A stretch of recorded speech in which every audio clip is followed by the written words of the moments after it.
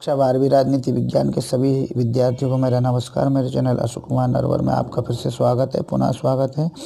अब मैं जो बाकी के बचे हुए प्रश्न हैं, लघुत्तरीय प्रश्न, उनको पढ़ने जा रहा हूँ इस वीडियो में। देखिएगा इस वीडियो को जरूर। प्रश्न है, अंतर्राष्ट्रीय न्यायालय के गठन को समझाइए। अंतर्राष्ट्रीय न्यायालय की स्थापना 3 अप्रैल 1946 को हेग नगर में हुई थी, जो सभी देशों के विवादों को सुलझाने वाला न्यायालय है। इसमें 15 न्यायाधीश होते हैं अंतर्राष्ट्रीय, और 9 वर्ष के लिए ये न्यायाधीश चुने जाते हैं। अंतर्राष्ट्रीय न्यायालय के संविधान में 75 अनुच्छेद हैं। इसके न्यायाधीशों की संख्या 15 है। सुरक्षा परिषद तथा महासभा द्वारा ही न्यायाधीशों को 9 वर्षों के हेतु चुना जाता है। मतलब सुरक्षा परिषद और महासभा दोनों मिलकर 9 साल के लिए न्यायाधीशों को चुनती, जो 15 न्यायाधीश इसके लिए होते हैं अंतर्राष्ट्रीय न्यायालय के लिए। ध्यान से सुनिएगा, बड़ी काम की चीज़ है। न्यायालय में के संविधान में 75 अनुच्छेद हैं और इसके न्यायाधीशों की संख्या 15 होती है। इसकी स्थापना 3 अप्रैल 1946 को हुई थी, हेग नगर में हुई। और सुरक्षा परिषद तथा महासभा द्वारा न्यायाधीशों की नियुक्ति 9 साल के लिए होती है। ये मुख्य बात है कि कंपटीशन एग्जाम की तैयारी करने वाले बच्चों के लिए भी ये बड़े काम की है कि 9 वर्ष हेतु न्यायाधीशों की नियुक्ति की जाती है। ये व्यक्ति अंतर्राष्ट्रीय कानून के विशेषज्ञ होते हैं, केवल अपने देश के कानून के विशेषज्ञ नहीं, अंतर्राष्ट्रीय कानूनों के विशेषज्ञ होते हैं। न्यायालय में सभी निर्णय बहुमत से लिए जाते हैं। 15 के 15 न्यायाधीशों के बहुमत देखा जाता है। न्यायालय में सभी निर्णय बहुमत से लिए जाते हैं। न्यायालय का कार्य अंग्रेजी एवं फ्रेंच भाषा में किया जाता है। न्यायालय की जो ऑफिशियल भाषा है, कार्यालयीन भाषा है, ऑफिशियल लैंग्वेज है, वो अंग्रेजी और फ्रेंच है अंतर्राष्ट्रीय न्यायालय की। वर्तमान में अब्दुल लकी यूसुफ अंतर्राष्ट्रीय न्यायालय के अध्यक्ष पद पर कार्यरत हैं। ये मुख्य न्यायाधीश कह लो या अध्यक्ष कह लो अंतर्राष्ट्रीय न्यायालय के। फिर आगे लिखा, अंतर्राष्ट्रीय न्यायालय में व्यक्ति नहीं सिर्फ देश के वादी तथा प्रतिवादी होते हैं। मतलब कोई भी देश वादी प्रतिवादी होता है। मतलब देशों के झगड़ों को निपटारा करने के लिए अंतर्राष्ट्रीय न्यायालय बना, ना कि व्यक्तियों के झगड़ों का निपटारा करने के लिए। अंतर्राष्ट्रीय न्यायालय के फैसले खुली अदालत में सुनाए जाते हैं तथा उस पर सभापति एवं रजिस्ट्रार के हस्ताक्षर भी होते हैं। खुली अदालत में सुनवाई होती है, खुली अदालत में बहसें होती हैं, अपील दलील सब खुले में होती हैं। अगला है प्रश्न, अंतर्राष्ट्रीय न्यायालय के किन्हीं 3 कार्यों का उल्लेख कीजिए।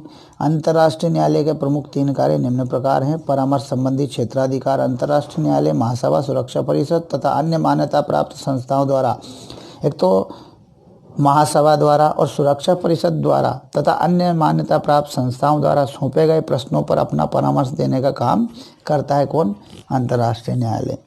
विभिन्न विवादों की सुनवाई भी करना। अंतर्राष्ट्रीय न्यायालय 2 देशों के बीच के विवादों, प्रस्तुत विवादों की सुनवाई करता है। देशों के बीच के विवादों की सुनवाई करता है, ना कि व्यक्तियों के बीच के विवादों की सुनवाई अंतर्राष्ट्रीय न्यायालय करता है। इस न्यायालय के सम्मुख सिर्फ देश ही प्रतिवादी तथा वादी बनकर आ सकते हैं, व्यक्ति नहीं आ सकते। चार्टर में दिए गए विशेष समझौतों तथा एवं संधियों को भी इस न्यायालय के सुपुर्द किया जाता है। जितने भी समझौते और संधियाँ होती हैं उन सबको भी अंतर्राष्ट्रीय न्यायालय को दिया जाता है, ताकि कभी 2 देशों के बीच में संधि और समझौते हुए थे, उन पर कोई विवाद हो तो अंतर्राष्ट्रीय न्यायालय उन संधियों के और समझौते के आधार पर अपना निर्णय दे सके। अगला बिंदु है ऐच्छिक क्षेत्राधिकार। अधिकांशतः अंतर्राष्ट्रीय न्यायालय का क्षेत्राधिकार ऐच्छिक होता है। संयुक्त राष्ट्र संघ के चार्टर के अनुच्छेद 36 में, अनुच्छेद 36, कुल अनुच्छेद 111 उनमें 36वें अनुच्छेद में प्रावधान है कि न्यायालय के समक्ष तभी कोई विवाद आता है जबकि विवाद से संबंधित दोनों पक्ष अपनी सहमति दे चुके हों कि हाँ विवाद है और हमें अंतर्राष्ट्रीय न्यायालय में जाना है। एक पक्ष की इच्छा पर अंतर्राष्ट्रीय न्यायालय में कोई विवाद नहीं सुनाया जाता, दोनों पक्षों को जाना पड़ता है न्यायालय में। वहाँ यह भी उल्लेखनीय है कि अंतर्राष्ट्रीय न्यायालय के फैसले बहुमत से होते हैं। अंतर्राष्ट्रीय न्यायालय में जो फैसला होता है वो बहुमत से होता है। अपने अपने देशों के न्यायालय तो है, लेकिन ये सभी देशों का भी न्यायालय है। एक देश का न्यायालय अपना अपना है, और देशों के न्यायालय तो विवादों को जो है व्यक्तिगत विवादों को सुलझाती हैं, देशगत विवादों को सुलझाते हैं, देशों के विवादों को। चलिए अगले प्रश्न, विश्व स्वास्थ्य संगठन के प्रमुख अंगों को संक्षेप में समझाइए। विश्व स्वास्थ्य संगठन के प्रमुख अंग निम्न प्रकार हैं। सभा, इसमें समस्त सदस्य देशों के प्रतिनिधि होते हैं। जो सभा होती है ना विश्व स्वास्थ्य संगठन की, उसमें जितने भी सदस्य देश हैं इसके, उन सभी देशों के प्रतिनिधि होते हैं। और वो भी डॉक्टर होते हैं, ध्यान रखिए। इनकी प्रतिवर्ष एक बार आवश्यक रूप से बैठक होती, हर साल एक बैठक जरूर होती अनिवार्य रूप से। सभा का प्रमुख कार्य नीति निर्धारण करना है, नीतियां बनाना है। कार्यकारी मंडल, कार्यकारी मतलब एग्जीक्यूटिव के लिए काम करने वाले। कार्यकारी मंडल विश्व स्वास्थ्य संगठन के या WHO के कार्यकारी मंडल में कुल 24 सदस्य हैं। कितने सदस्य हैं विश्व स्वास्थ्य संगठन के कार्यकारी मंडल में? कुल 24 सदस्य। इनका निर्वाचन सभा द्वारा, चिकित्सा इत्यादि कार्यों के विशेषज्ञ लोगों द्वारा किया जाता है। सभा द्वारा और चिकित्सा विशेषज्ञ लोगों द्वारा किया जाता है। इसकी बैठक प्रतिवर्ष 2 बार जरूर होती कार्यकारी मंडल की। फिर है इसका सचिवालय यानी सेक्रेटरीट, जहाँ काम होता है, कार्यालय, जिस मुख्यालय कह लो इसको। विश्व स्वास्थ्य संगठन के सचिवालय में एक महानिदेशक तथा उसका कर्मचारी वर्ग होता है। एक तो महानिदेशक होता है, चीफ एग्जीक्यूटिव, और कार्यकारी वर्ग होता है, कर्मचारी वर्ग। महानिदेशक विश्व स्वास्थ्य संगठन के प्रशासनिक एवं तकनीकी कार्यों की देखभाल करता है। प्रशासनिक एवं तकनीकी कार्यों की देखभाल करता है कौन? महानिदेशक। इसका मुख्य कार्यालय जेनेवा में स्थित है। वर्तमान में इथियोपिया के डॉक्टर टेड्रोस एड्रेनाम गेब्रेयेसस इसके महानिदेशक पद पर आसीन है। ठीक है, वो कहाँ के हैं? इथियोपिया के।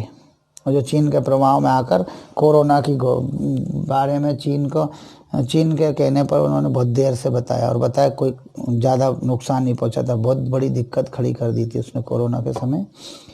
ये जो निदेशक थे, इन्हीं ने गड़बड़ की थी, चीन को जो है बचा लिया इन्होंने पैसे के बल पे। विश्व स्वास्थ्य संगठन के कोई 3 कार्य लिखिए। इस पर क्रोधित होकर जो है, पता है, अमेरिका ने इससे सदस्यता हटा ली थी अपनी विश्व स्वास्थ्य संगठन से। विश्व स्वास्थ्य संगठन के 3 प्रमुख कार्य निम्न प्रकार हैं। विश्व के समस्त देशों को महामारियों एवं बीमारियों की रोकथाम के लिए जागरूक करना। और बहुत देर से जागरूक किया महामारी से, कोरोना नामक महामारी से। ये भी काम गलत कर दिया था, वो भी निदेशक की गलती से। रिश्वतखोर हो गया था निदेशक। चलिए, विश्व स्वास्थ्य संगठन का मुख्य कार्य विभिन्न प्रकार के टीकों तथा दवाइयों के लिए अंतर्राष्ट्रीय मापदंड निर्धारित करना भी है। विश्व स्वास्थ्य संगठन का मुख्य कार्य है कि टीकों और दवाइयों के लिए अंतर्राष्ट्रीय मापदंड निर्धारित करना भी है।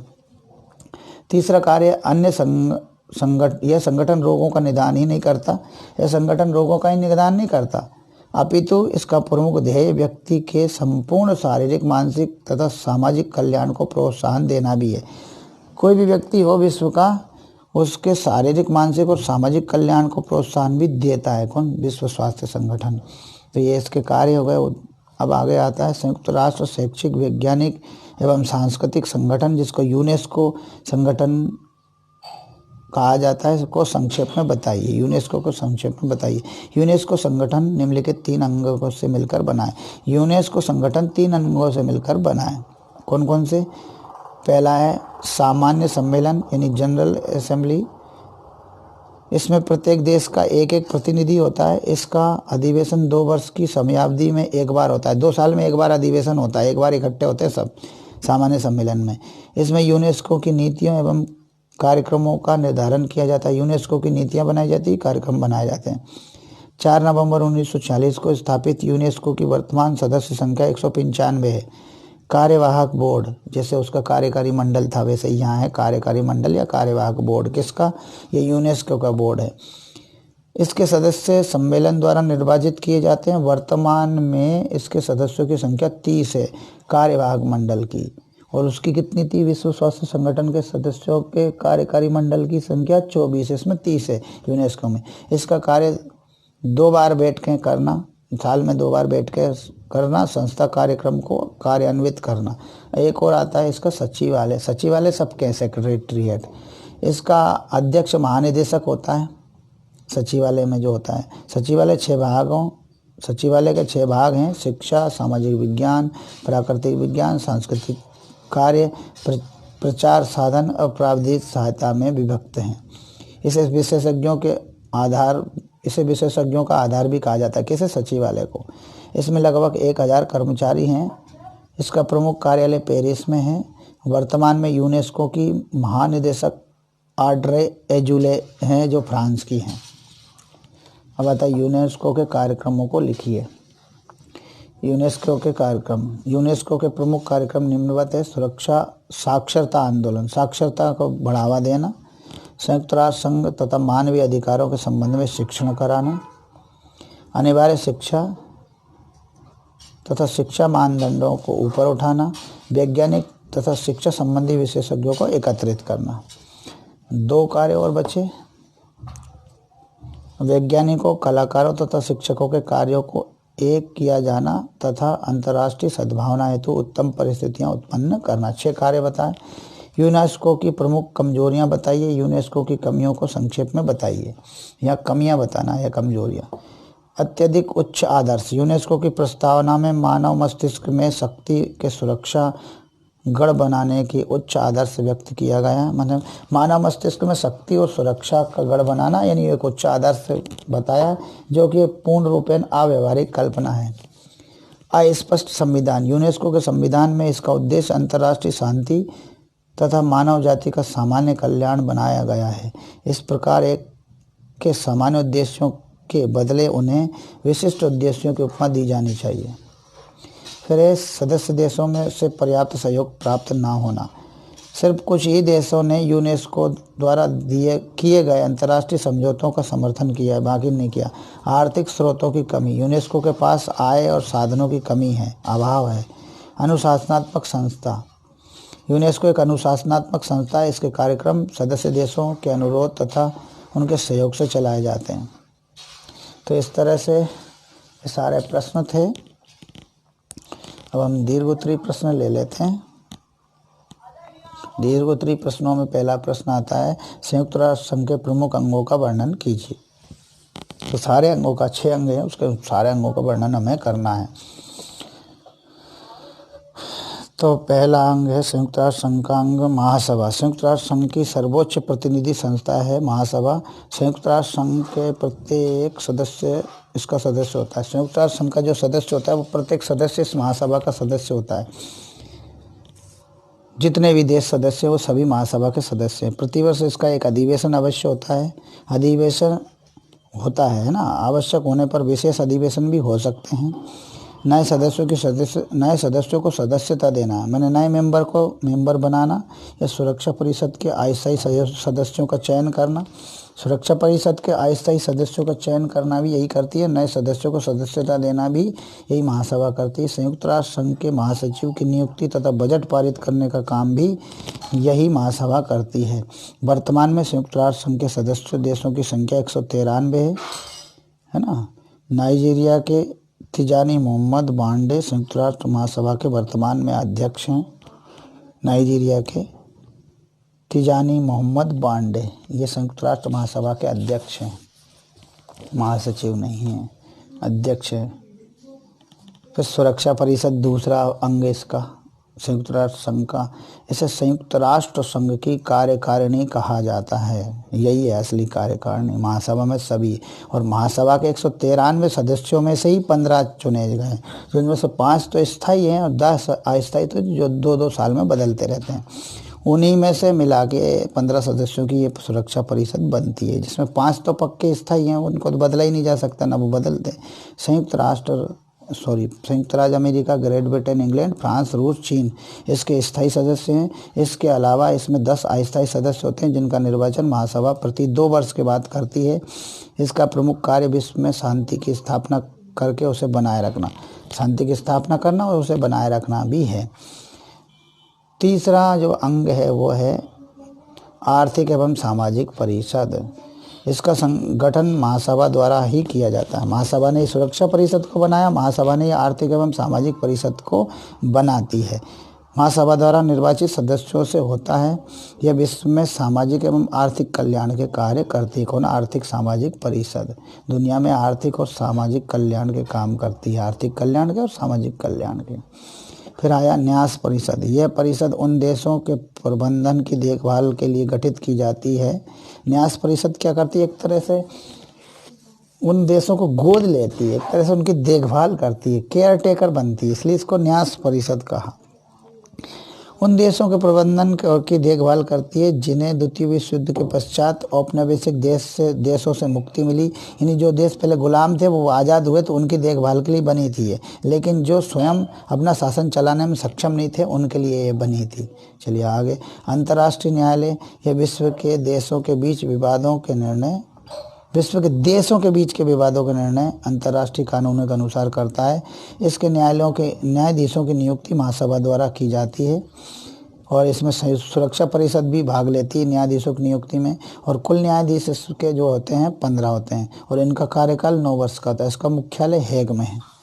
अब आता है सचिवालय। किसका? संयुक्त राष्ट्र संघ का सचिवालय। संयुक्त राष्ट्र संघ के विविध अंगों तथा उसके स्वयं के कार्यालय के रूप में कार्य करता है सचिवालय। महासचिव कार्यालय का सर्वोच्च पदाधिकारी होता है तथा उसका चयन सुरक्षा परिषद की अनुशंसा पर महासभा द्वारा किया जाता है। यानी सुरक्षा परिषद अनुशंसा करती है और महासभा उसका चुनाव करती है। संयुक्त राष्ट्र संघ के वर्तमान महासचिव पुर्तगाल के एंटोनियो गुटेरेस हैं। एंटोनियो गुटेरेस ये अभी वहाँ के महासचिव हैं। तो ये आपके हो गए क्या प्रश्न। अब इतना ही इसको रखते हैं, बाकी के प्रश्न बाद में वाले वीडियो में लेंगे। धन्यवाद।